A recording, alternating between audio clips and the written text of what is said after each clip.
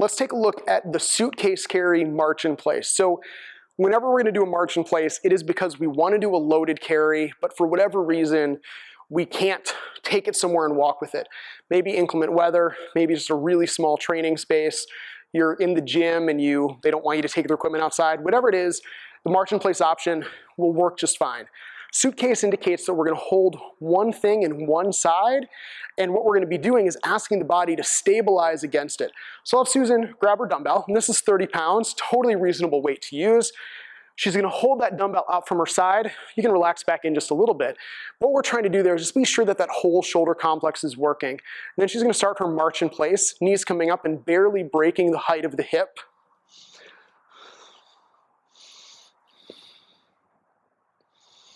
And one of the things I want you guys to notice is that even though she has a little bit of side to side movement, it's not because she's leaning away from the dumbbell. She's actually maintaining a straight line from her head through her torso, through her hips, which is exactly what we want to see.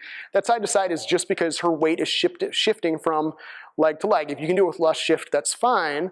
Do me a favor, bring it over to the left side, and show us what it would look like to let that dumbbell hang against you, and if it was really, really heavy and you had to pull yourself away from it, and then go for a march in place. Guys, this is exactly what we don't want to see.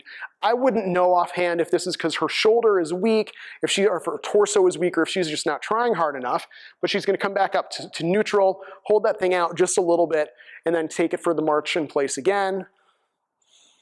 That is exactly what it should look like. It is super easy to go too heavy with a suitcase carry.